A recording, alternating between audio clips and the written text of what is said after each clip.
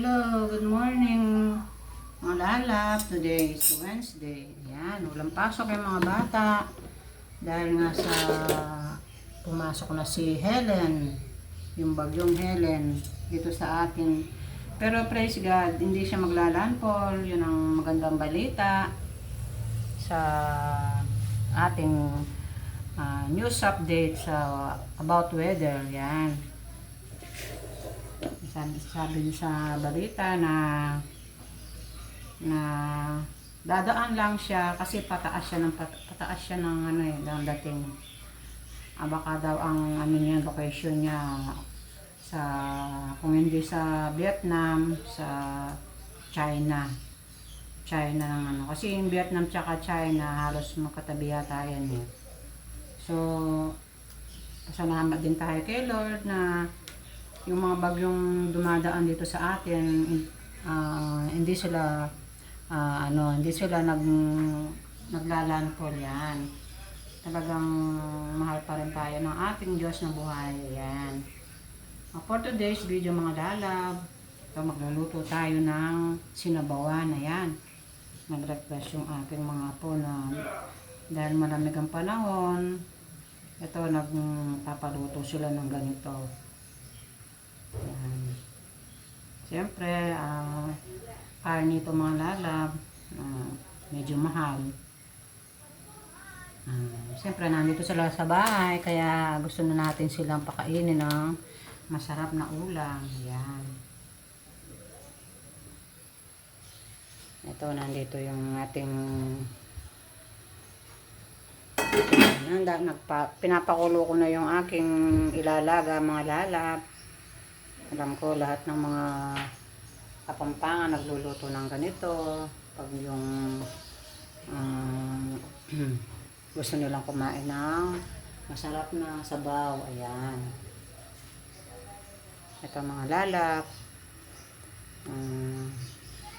Ayan, ito yung ating pinapakulong karne ng baka. Ayan, bumili ako ng 1 kilong baka mga lalap, kaya ito niluluto na natin sa ating kasirola. Yan, nangingitim na yung aking kasirola mga lalab. Na kasi ito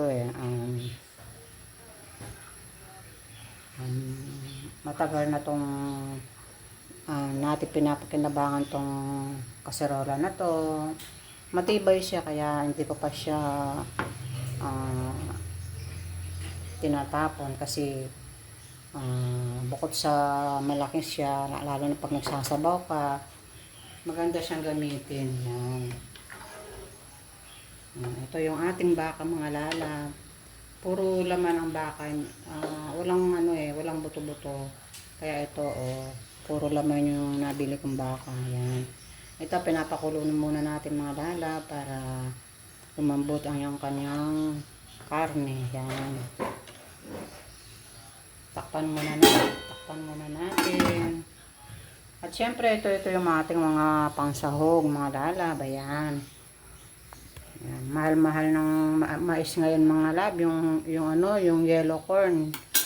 Yan, ang mahal ng yellow corn ngayon. Hindi na yata nila uso kaya mahal. Yan, bumili ako ng 2 piraso. Meron tayong sitaw, tsaka yung repolyo. Syempre hindi nawawala yung repolyo sa ating nilaga. Ayan. For today's video mga lalab, ito magluluto tayo ng nilagang baka. Ayan.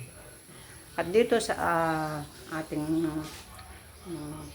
lababo, ito bumili ako ng 1 buong manok mga lalab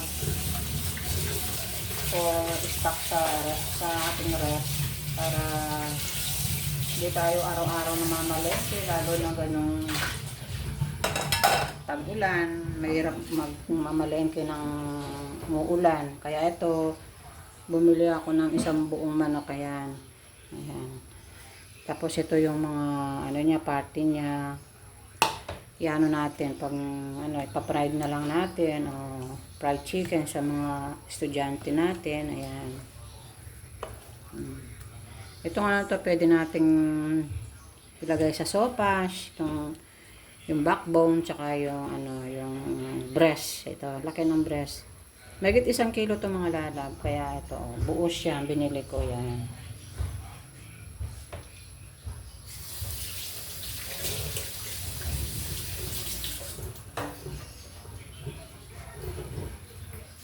Ayan.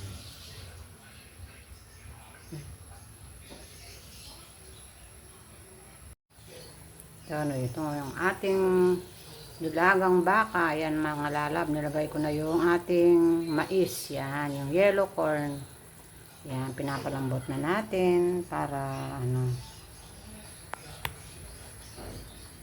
Yan. Hindi ko alam kung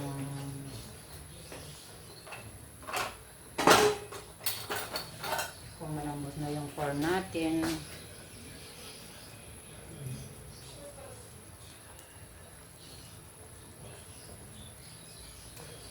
Medyo matigas pa yung karne natin. Siyempre, pag ganitong baka mga lalab, mga oras ang bibilangin bago siya lumambot. Ayan. Kaya ito, mamaya-maya na natin lagay yung ating mga gulay. Ayan. Ayan, mag-uugas muna ako ng ating mga pinggan dito sa ating lababo.